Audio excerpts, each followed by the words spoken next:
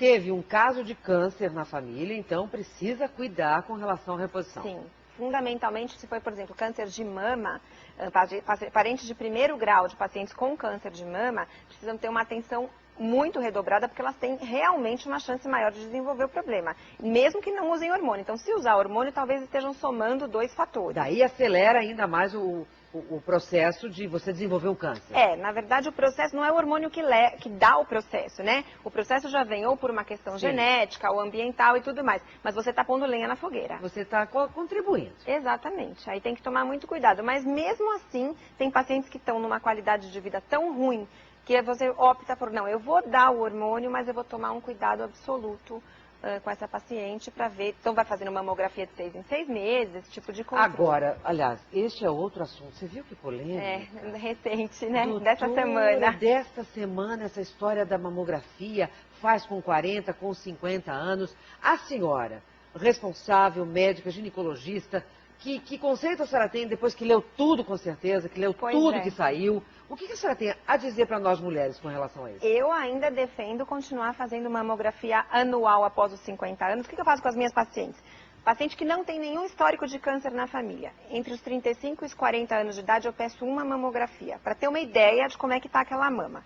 Dos 40 aos 50 anos, eu peço a cada 2 anos, para ir acompanhando. Mas se houver uma queixa nesse meio do caminho, começou a ter uma dor, uma fisgada, alguma coisa, pede antes. Só se ela estiver muito bem, dos 40 aos 50, dá para você até fazer a cada 2 anos.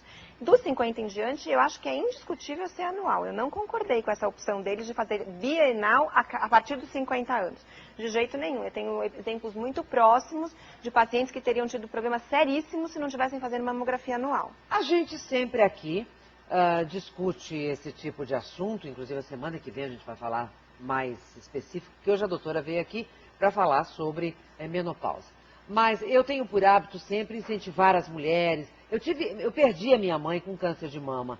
Na época não havia mamografia, né? Hoje nós ainda temos esse problema. Então eu sempre falo, meu Deus, uma mulher não pode ir para uma fila e esperar 6 meses para fazer uma mamografia. É um absurdo. Porque 3 meses pode ser fatal, né, doutora? Não, assim, a coisa E eu aprendi isso com médicos, assim como a senhora, responsáveis, e sempre falei nos programas que eu apresento. Agora, de repente, a gente sabe que nesse grupo de estudos não há um ginecologista.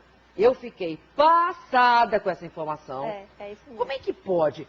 Esse grupo fez esse estudo, altamente questionável, e não há um médico ginecologista nesse grupo. Desculpa, doutora. Eu tenho todo o direito de ficar com o pé atrás. Não, sem dúvida, mas assim, é aquela visão epidemiológica, né? Eles querem ver um todo da população e sempre com o intuito de ver gasto, né? Tentar poupar ao máximo gasto com assistência médica, gasto com exames obrigatórios que o governo precise fazer e tudo mais. Mas eu acho muito questionável, eu acho que isso ainda vai dar muita discussão e não vou me surpreender se daqui a 2 anos vier um estudo que vai falar totalmente o contrário.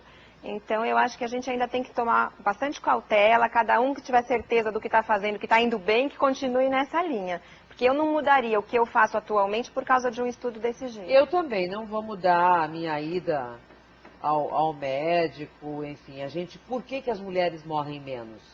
Você sabe por quê, né? Porque a gente vai mais ao médico, não é, doutora? Cuida melhor, A gente cuida melhor. Por exemplo, tá com um problema, começou a ter um sangramento, porque isso acontece também, eu quero falar disso, porque a gente pode começar a ter um sangramento quando começa essa fase de entrar na menopausa, um sangramento que não é uma menstruação normal, já é uma hemorragia e às vezes você é obrigado a tirar o útero. Sim. Né?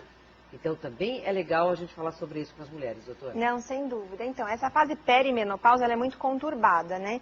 Então, do mesmo jeito que a menina lá na adolescência, ela não começa a menstruar regularmente do dia para a noite, ela também não vai parar regularmente, não é assim que acontece. Então, o organismo passa alguns 2, 3 anos antes de terminar completamente com o ciclo menstrual, com uma fase que os ciclos ficam bem bagunçados.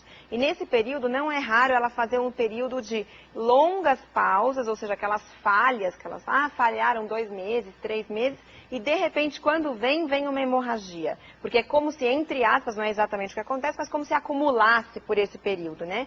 E assim, até há pouco tempo atrás, isso era uma das principais indicações da esterectomia, que era a remoção do útero. Hoje em dia isso já avançou bastante, os exames estão bem mais esclarecedores e a gente tem medicações muito mais potentes que conseguem resolver o problema desse período sem que necessariamente ela precise fazer uma cirurgia. Mas há casos que não tem jeito. Agora, a incidência hoje em dia desse tipo de cirurgia pela causa dessa irregularidade perimenopausa reduziu demais. Então tem muitos meios de controlar com medicamentos podendo evitar a cirurgia.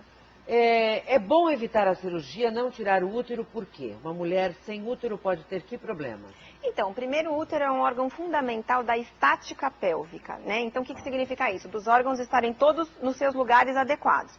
Uma mulher que retira o útero, e dependendo da técnica cirúrgica que for usada, ela pode depois vir com um problema de queda de bexiga, de queda do reto, ou um problema, na verdade, da queda da cúpula vaginal, que é onde o útero se abria na vagina, como a gente mostrou aquele horário, na lâmina anterior. Que é, deixa eu ver qual que é. É aquela que tem a vagina, o canal vaginal. Esse aqui? Isso. Tá, então lá no mostrar fundo aqui. do canal vaginal tem aquela bolinha. Isso aqui. Isso. Isso aqui é o colo do útero. Esse é o colo do útero. Então o útero está preso nessa região. Se você remover esse útero, essa região ela pode ter uma flacidez, ela pode cair.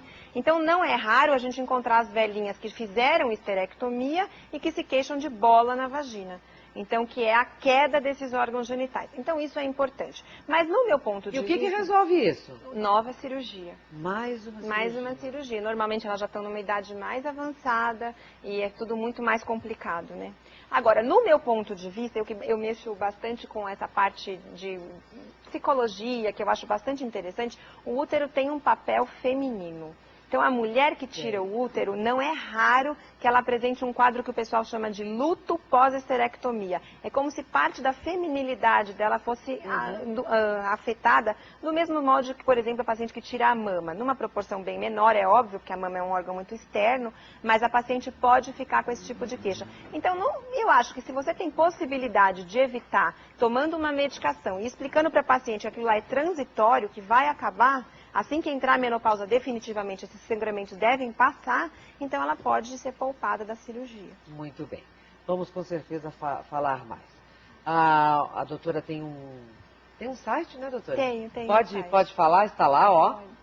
É www.flaviafairbanks.com.br. E o telefone 3885-3937. Perfeito. Você que queira saber mais, entra lá e pesquise, se informe, que vale a pena.